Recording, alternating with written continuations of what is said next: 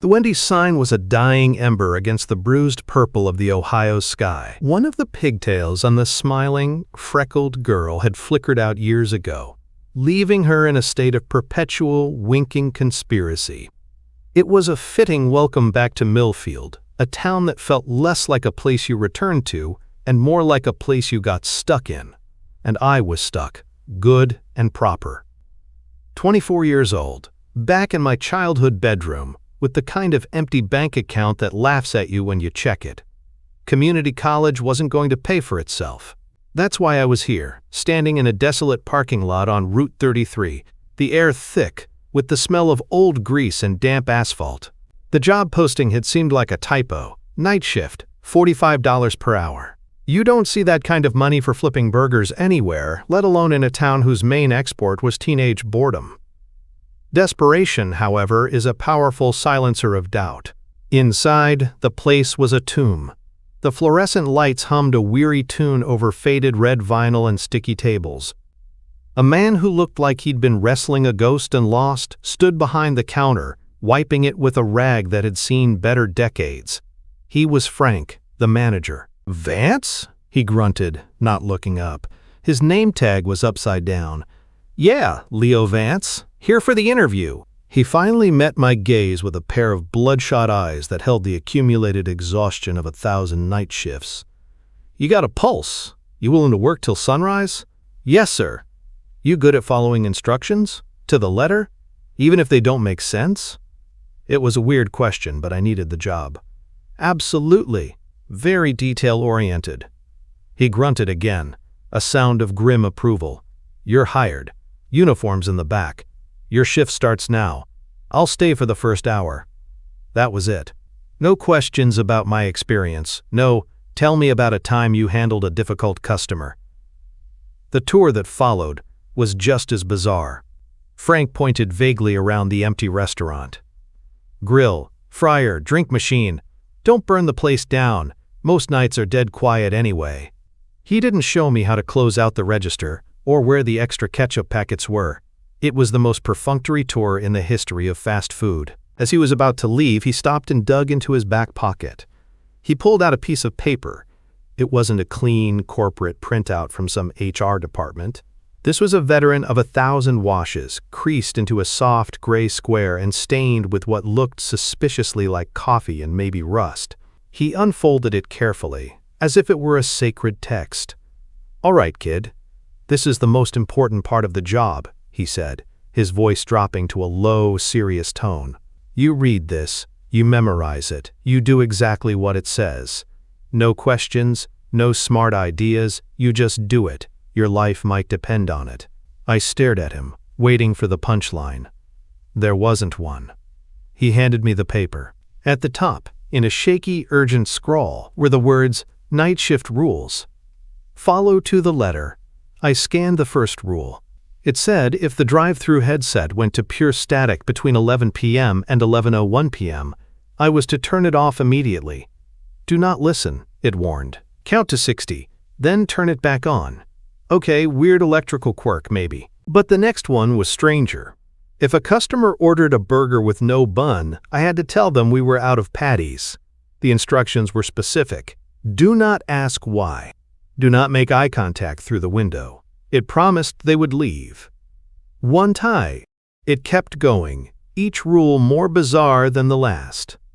A low humming sound in the empty dining area meant I had to go to the radio and blast any station as loud as it would go until the humming stopped. The fourth rule had to be a joke. If frost formed on the outside handle of the walk-in freezer, I couldn't touch it. I had to back away and leave the freezer alone for a whole hour. And the last one, the one that felt like a line from a horror movie. If the main lights flickered 3 times in a row, I had to lock the front door immediately, get behind the front counter, and stay there until sunrise. The final command was underlined twice. Do not look out the windows. I looked up at Frank, a slow, disbelieving smile spreading across my face. Is this some kind of hazing thing for the new guy? Frank snatched the paper back, his tired eyes flashing with something I couldn't name.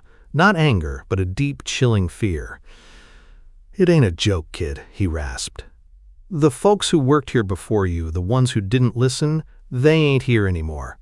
He slapped the paper down on the counter, grabbed his jacket, and walked out without another word, leaving me alone in the humming silence of the Wendy's.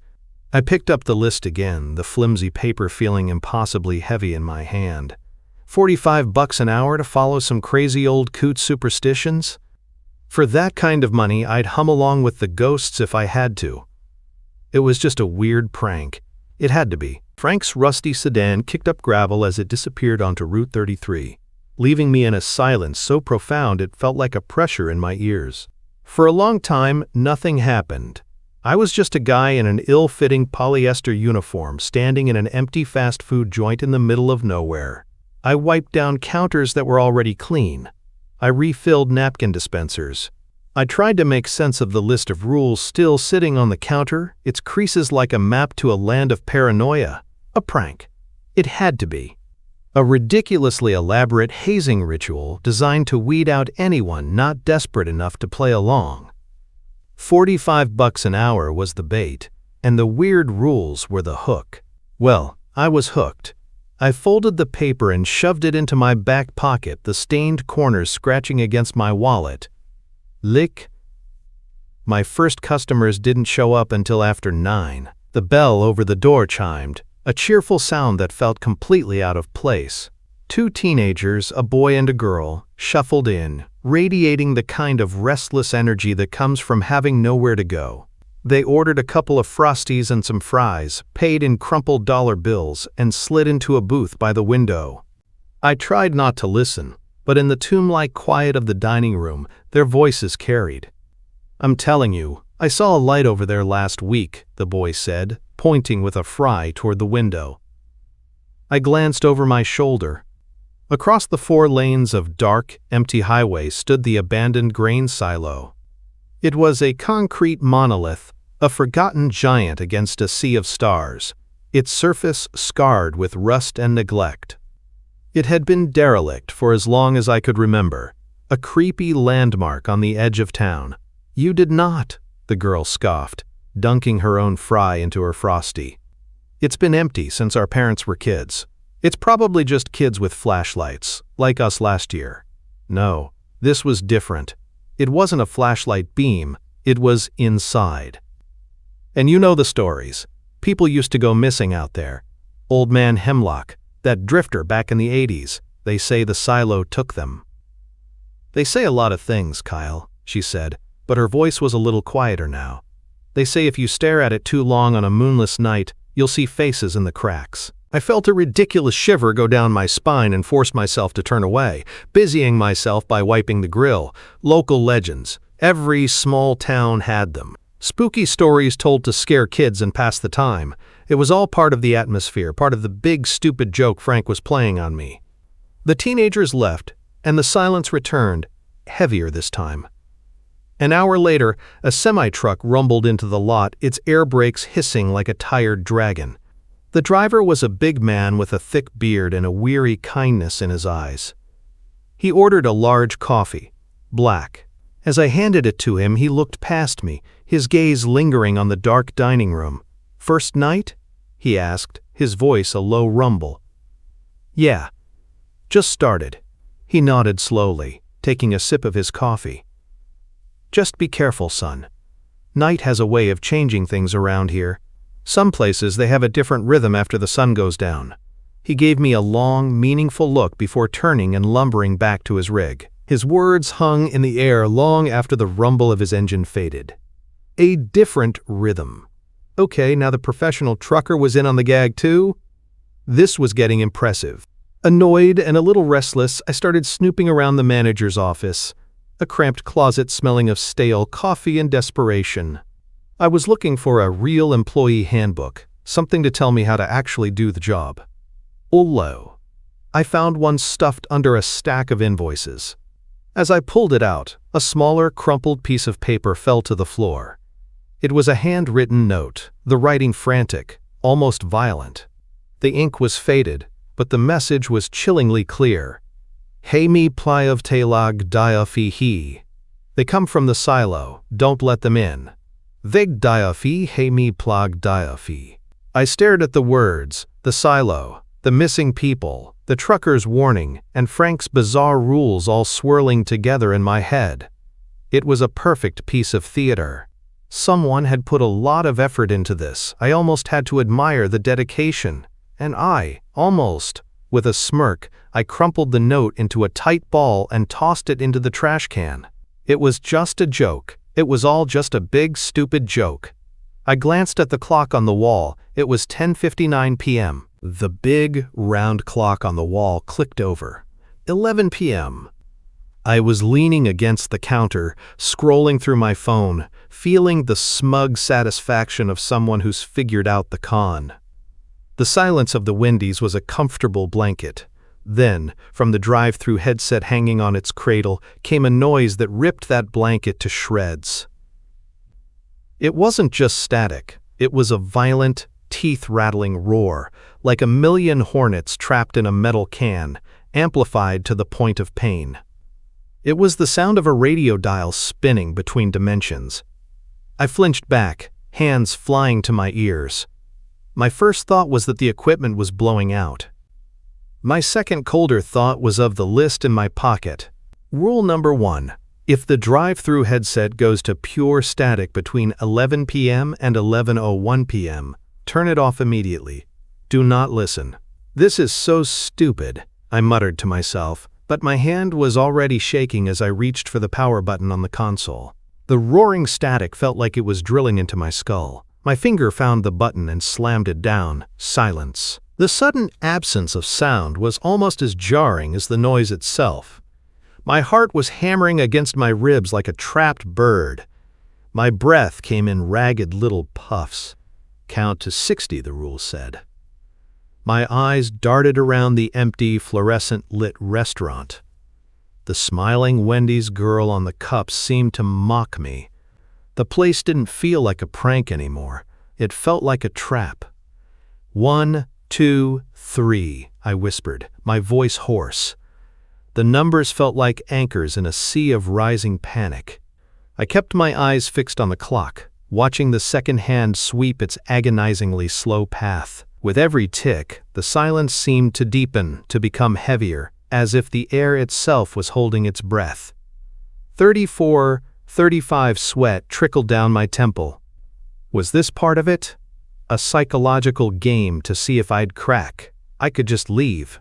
I could walk out the door, get in my car, and drive away from this whole ridiculous, terrifying situation. But the thought of my empty bank account, of returning home a failure after just one shift, was a different kind of fear.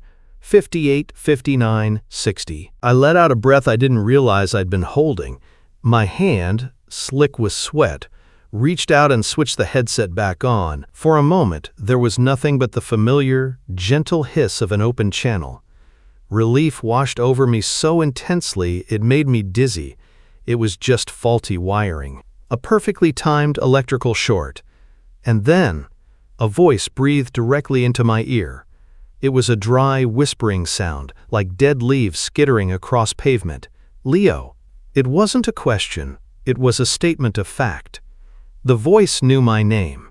It was intimate and ancient and utterly devoid of life. I ripped the headset off my ears and threw it onto the counter as if it were a venomous snake. It clattered and slid, the cord tangling around a stack of trays. I backed away, my whole body trembling. My earlier confidence shattered into a million terrified pieces. Just as I was trying to convince myself I had imagined it, the bell over the front door chimed. I nearly jumped out of my skin. An old woman stood there, silhouetted against the dark parking lot. She was tiny and frail, hunched over in a way that suggested a great weight on her shoulders. As she glided into the light, I saw her face was a roadmap of wrinkles, her eyes like chips of flint. She smelled faintly of dust and damp earth. Hema. She didn't approach the counter. Instead, she drifted to one of the tables by the window, the one the teenagers had used, and ran a bony finger over its surface. "The old place is waking up," she said, her voice a reedy crackle. She was looking out the window, at the colossal dark shape of the silo. It gets so hungry this time of year."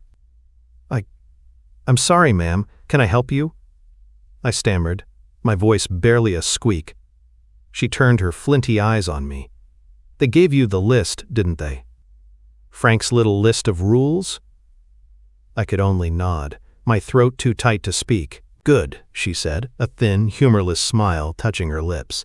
"The ones who listen, they get to see the morning. The ones who think they're smarter than the rules, the silo eats them too." She turned and glided back toward the door. "Wait," I called out. "Who are you? What's in the silo?" She paused with her hand on the door, looking back at me with an expression of ancient pity. "The hungry ones, boy. Always the hungry ones." And then she was gone. I stood frozen for a full minute before my legs would move. I walked numbly to the table where she had stood. There, sitting in the very center of the clean surface, was a single kernel of grain. I picked it up. It was dark, almost black, and smooth as polished stone. It was strangely, unnaturally heavy in my palm, heavy as a lead weight and cold as the grave. I stood there for I don't know how long, just staring at the impossibly heavy kernel of grain in my palm. The old woman, Agnes she'd called herself, hadn't ordered anything. She'd just appeared, delivered her cryptic pronouncements, and vanished into the night, leaving this strange, cold token behind.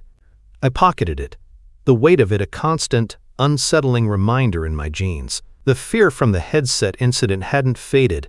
It had just settled deeper, becoming a cold, hard knot in my stomach. The prank theory was dead and buried. This was real. Whatever this was. Clyn. For the next hour, the Wendy's was silent again. The quiet, however, was no longer a comfort. It was menacing. Every hum of the drink machine, every flicker of the fluorescent lights, sent a jolt of adrenaline through me.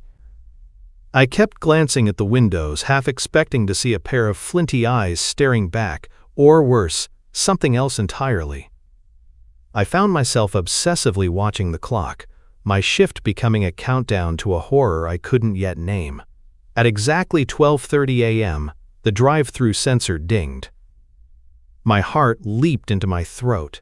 The sound echoed in the empty building like a gunshot. I fumbled to put the headset back on, my hands trembling so badly I almost dropped it. The memory of that deadly whisper, of my own name spoken by an unseen thing, was still fresh. "Welcome to Wendy's. Can I take your order?" I managed, my voice cracking. There was a moment of silence, filled only by the low thrum of a powerful engine. Then, a voice came through the speaker, smooth and deep, almost hypnotic. "I'll have a classic single, but hold the bun." The words hit me like a physical blow. Rule number 2. If a customer orders a burger with no bun, tell them we're out of patties. My blood ran cold. The list. This was another test. "I'm sorry, sir," I stammered, my eyes squeezed shut. We're actually all out of patties for the night." It was the stupidest lie I'd ever told. We were a burger joint. We were never out of patties. Fine. The silence on the other end of the line stretched on, thick and heavy with unspoken threat. I could feel the customer's unseen presence, could picture them sitting in their car, just feet away from me on the other side of the wall. Then the smooth voice returned, the politeness gone, replaced by a chilling familiarity. "That's a shame, Leo." Before I could react, the sound of the engine roared and tires squealed on the pavement as the car sped away. My eyes flew open and I spun toward the drive-through window, just in time to catch a glimpse of a long, black sedan pulling out of the lot and disappearing down Route 33. For a split second, my gaze met the driver's in his side view mirror. I only saw two things. Eyes that glowed with a sickly, unnatural yellow light, and a smile that was far too wide, filled with far too many teeth.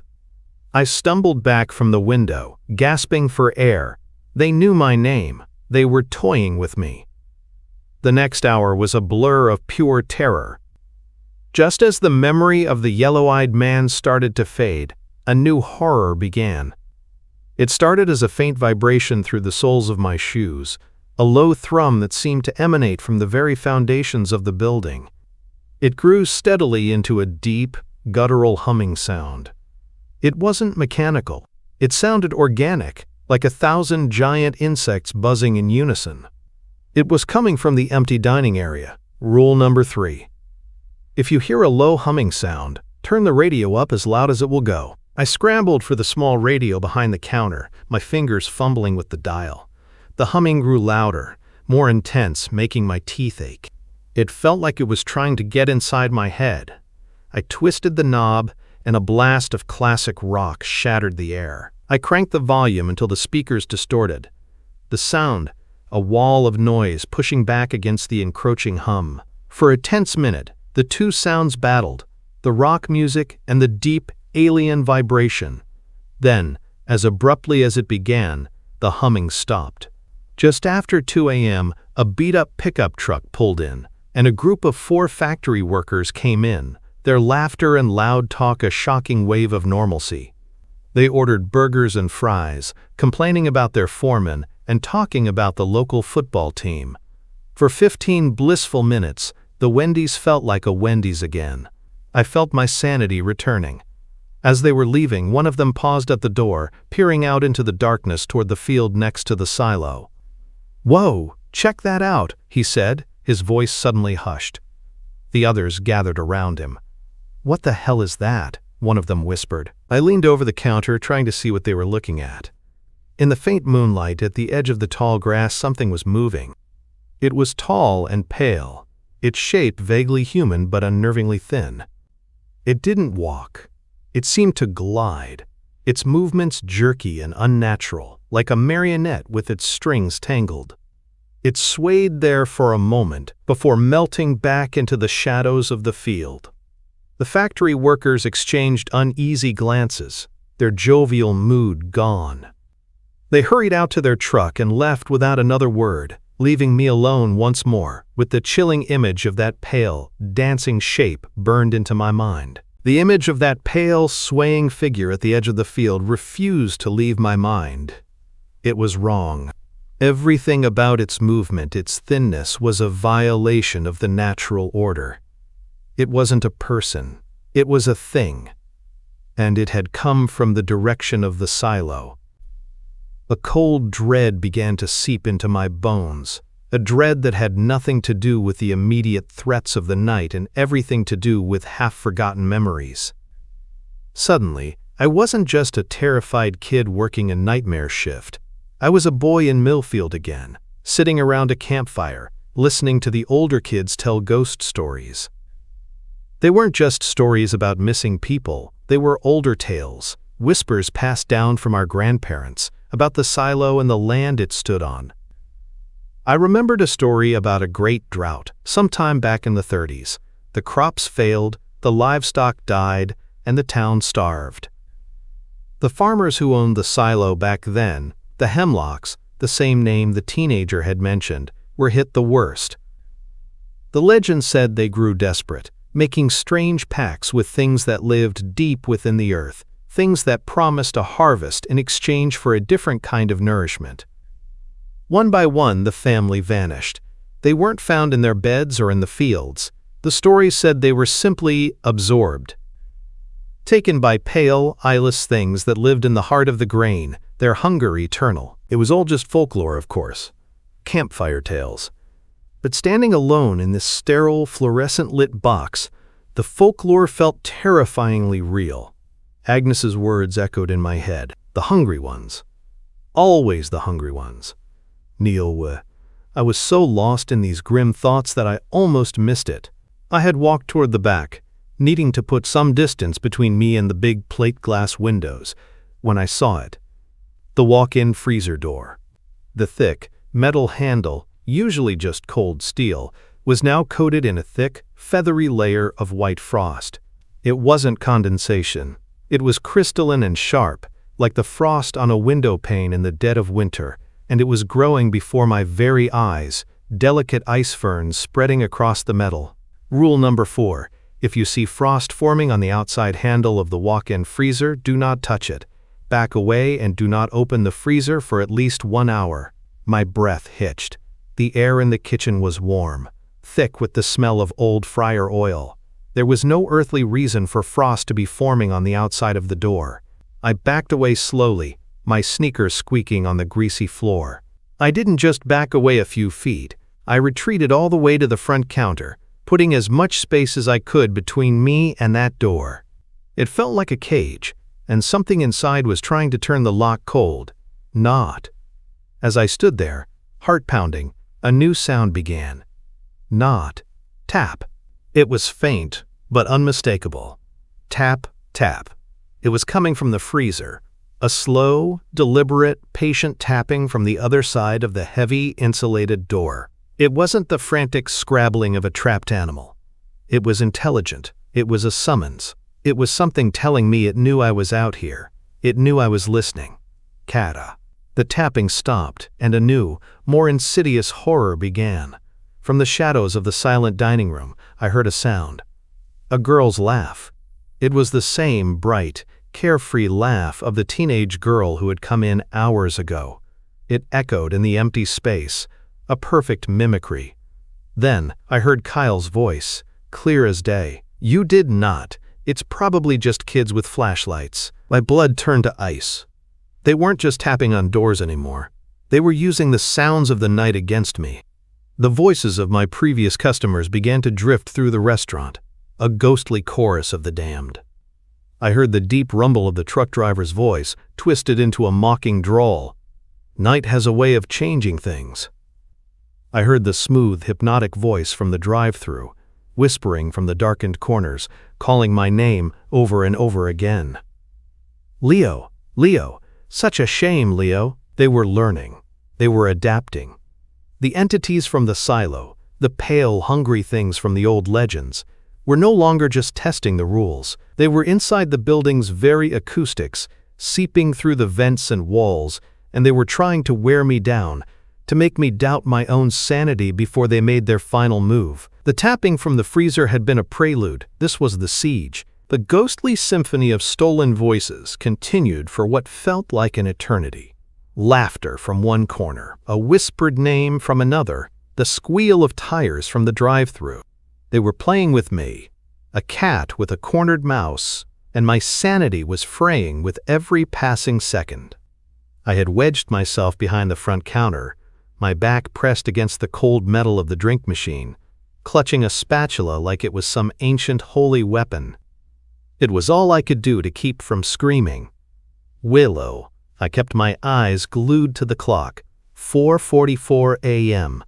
The first hints of dawn couldn't be more than an hour away. Maybe less. If I could just hold on. If I could just survive until the sun came up, this nightmare would have to end. Light, I reasoned, was the enemy of things that lurked in shadows. The clock ticked over to 4:45 a.m. flicker. The main lights in the restaurant blinked once, plunging the room into a half-second of absolute darkness before snapping back on. My heart seized in my chest. Flicker. It happened again. The brief, terrifying blindness, the sudden return of the sterile humming light. Flicker. A third time. The lights went out and stayed out, replaced by the hellish, dim red glow of the emergency lights. The entire restaurant was painted in blood. The humming of the main lights was gone, and the silence that rushed in was absolute. The ghostly voices stopped. Everything stopped. My mind screamed. Rule number 5. If the main lights flicker 3 times in a row, lock the front door immediately. It should already be locked. Go behind the front counter, and do not come out until you see the sun rise. Do not look out the windows. The front door. I had locked it hours ago, as per procedure. But had I checked it? Was it truly secure? Panic overrode the rule's command to stay put. I had to be sure.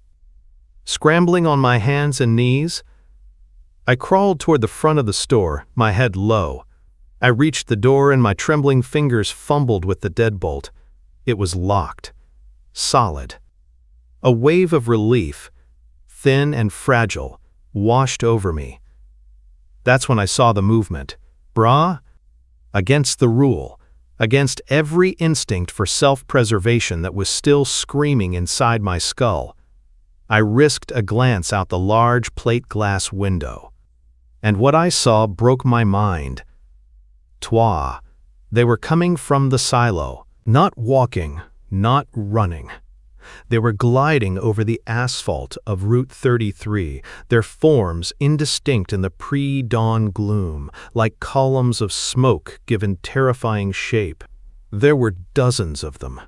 Tall, impossibly thin figures, their pale bodies seeming to drink the dim red light. The thing I had seen dancing at the edge of the field was one of them, and it was not alone. They moved in eerie unison, a silent, flowing river of hunger.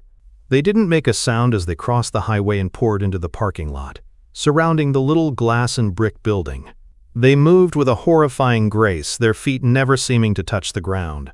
I scrambled back behind the counter, pressing myself as flat as I could, my breath coming in silent, ragged sobs. I was trapped. This wasn't a haunting, this was a siege. Then came the tapping. Not the patient, inquisitive tap from the freezer. This was different. It started as a single, light touch on the window right in front of me. Tap. Then another on the glass of the main door. Tap.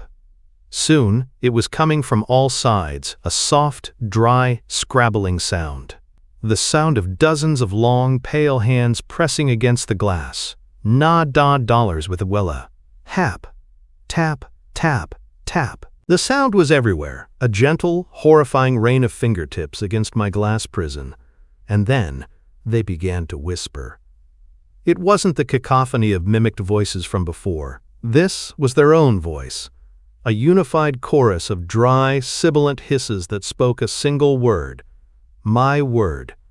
Liu. It came from every direction at once, a dry, rustling sound like 1,000 snakes slithering over dead leaves. Let USSS in, Liu. We are SSSSOOOO hungry. The pressure of their collective will felt like a physical force against the walls. It was in the air, a palpable psychic weight of pure, ravenous starvation. I squeezed my eyes shut, my hands clamped over my ears, but it did no good. The whispers weren't just in the air, they were inside my head. The siege of Route 33 had begun, and I was the feast. Huddled behind the counter, I was living in a world of red light and terrifying sound. The unified whisper of my name was a constant, penetrating drone that vibrated in my teeth. The gentle tapping on the windows had escalated, the sound no longer soft but a sharp, insistent rapping, the crack of bony knuckles against glass. It was the sound of a coffin being nailed shut from the outside. Then the cold began. It wasn't the ambient chill of a quiet night. This was an active, aggressive cold that sank into the building like a poison. I watched in horror as a delicate filigree of frost, identical to the kind I'd seen on the freezer handle, began to creep across the bottom of the main windows. It spread with unnatural speed, blooming into complex, hypnotic patterns that writhed and coiled like living things. They weren't just ice crystals, they were symbols, sigils of hunger drawn in frost. The temperature in the restaurant plummeted. My breath plumed in the dim red air, and a violent shiver took hold of my body that had nothing to do with fear and everything to do with the life-leeching cold. They were breaking through. The rules were just a temporary shield, a series of rituals to delay the inevitable, but the raw, focused power of their hunger was overwhelming the building's meager defenses. The rapping on the glass grew louder, more frantic. I heard a sharp crack and risked a look over the counter. A spiderweb of fractures had appeared in one of the large panes of glass near the entrance. They were getting through. Morost. The chorus of whispers intensified, no longer begging but commanding. We know you are there, Leo. The door will not hold. The glass will not hold. Open it. My eyes darted around my tiny sanctuary. The spatula I'd been clutching felt absurdly useless. I was a rat in a box, and the walls were beginning to crumble. I thought of the final rule. Do not come out until you see the sun rise. It was my only hope. The sun? It had to be soon. How much longer could it be? A new sound cut through the din. A soft, wet, tearing noise from directly above me. I looked up. The acoustic ceiling tiles, stained with years of grease, were sagging. As I watched, a dark, damp spot appeared on one of them. It grew, and the tile began to bow downward under a new, unseen weight. A long, pale splinter, thin as a shard of bone, pierced through the softened material. Then another. Then a whole hand, impossibly long and slender, with fingers like white spiders, tore through the tile. It dangled there in the red light, twitching, feeling the air. Hitches. That was it. The rule was broken. The shelter was compromised. Hiding behind the counter was no longer an option. It was a death sentence. The creature was seeping through the ceiling right above me. The rules had failed. They couldn't protect me anymore. In that split second, a desperate, feral clarity cut through my terror. The rules were meant to keep them out, but one was already in. Staying put meant letting it drop on top of me. My only chance, my single, insane, desperate hope, was to break the last rule myself. I had to run. With a strangled sob, I burst from behind the counter. The thing hanging from the ceiling recoiled, its spidery fingers curling as it sensed my sudden movement. I didn't hesitate. I didn't think. I grabbed the first thing my hand found, the heavy wooden handle of a mop leaning against the wall. It felt solid, real. I bolted for the employee exit at the back of the kitchen, my feet slipping on the greasy floor. The whispers shrieked in unison, a sound of fury and surprise. The pale hand lunged from the ceiling, swiping at my head. I swung the mop handle wildly, connecting with a sickening, wet crunch. The hand spasmed and retracted. I didn't look back. I slammed into the push bar of the employee exit, my shoulders screaming in protest. The door flew open, and I stumbled out, not into the comforting dark of the parking lot, but into a forest of pale, tall shapes. They were clustered around the back of the building, their featureless faces all turning toward me in the dim, red glow of the emergency light spilling from the doorway. Their collective hunger was a physical wave that hit me, threatening to stop my heart. But as they began to glide toward me, a thin, glorious line of pale gold appeared on the eastern horizon. The moment that line of gold appeared on the horizon, a sound tore through the air. It wasn't a whisper. It was a shriek. A high, piercing, multi-toned scream of agony and rage that came from every creature at once. It was the sound of scorching film, of metal grinding against metal, of something ancient and unholy being burned by a light it could not endure. The figures recoiled from the nascent dawn as if struck. Their smooth, gliding movements became frantic and jerky.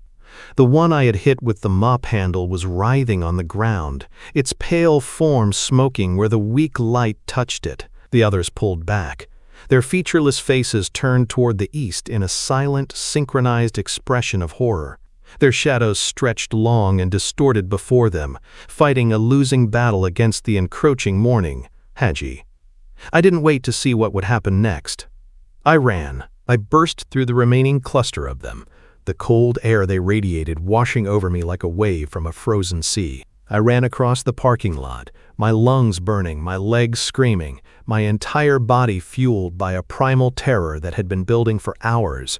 I didn't dare look back. I could hear their collective shriek fading behind me as they retreated, a tide of nightmares receding before the inevitable sun.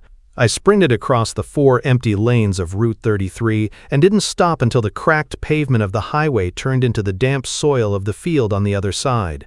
I ran until the Wendy's was just a small, insignificant box in the distance, and the silo was once again just a silent, concrete ruin against a brightening sky. I finally collapsed at the edge of town, my body giving out, my mind a frazzled mess of red light and whispers. I lay there in the wet grass, gasping for air, as the sun climbed higher, washing the world in the safe, warm colors of a new day. It was over. I had survived. As I struggled to my feet, my hand brushed against my pocket. I felt the small, hard lump inside. I pulled it out. It was the kernel of grain the old woman, Agnes, had left behind. In the clear morning light, it looked even stranger, darker, heavier. As I held it, I felt a faint, residual echo of the silo's oppressive hunger, a tiny, cold anchor trying to keep me tethered to that place. Without a second thought, I hurled it as far as I could into the field. The moment it left my hand, I felt a weight lift from me, a psychic pressure I hadn't even fully realized was there. I never went back to the Wendy's. I called Frank from a payphone later that day and told him I quit. He didn't sound surprised. He just grunted a tired, "Okay, kid," and hung up. There was no argument, no question about the rest of my paycheck. He knew. A month passed. I found a new job bussing tables at a diner in the next town over. The pay was terrible, but the nights were filled with the normal sounds of clattering dishes and quiet conversation. Not malevolent humming and whispers from beyond the grave. Life began to feel normal again. One afternoon, I found myself driving down Route 33. I slowed as I approached the Wendy's. It was completely shuttered. Plywood covered the windows and doors, and a large "For Lease" sign was staked into the overgrown grass out front. The smiling pigtail girl sign was finally completely dark. I pulled into the gas station across the street. The clerk, a local guy the first vaguely knew from high school, recognized me. "Heard you used to work over there," he said, nodding toward the abandoned building. "For one night," I said, my voice flat. "Crazy stuff. The guy they hired after you vanished. Just didn't show up for his shift one morning. Car was still in the parking lot, door unlocked, wallet on the seat. Cops looked for him for a week, then just stopped. Said he probably just skipped town." I felt a chill that had nothing to do with the gas station's air conditioning. The silo's hunger was patient. It had been thwarted, but it was not defeated. It would wait. It always waits. Hamestat. I paid for my gas and got back in my car. I pulled out onto the highway, and this time I didn't slow down. I pushed the accelerator to the floor, leaving Millfield and its silent, waiting silo in my rearview mirror. And for the first time since that night, as the miles stretched out between me and that place, I finally felt free.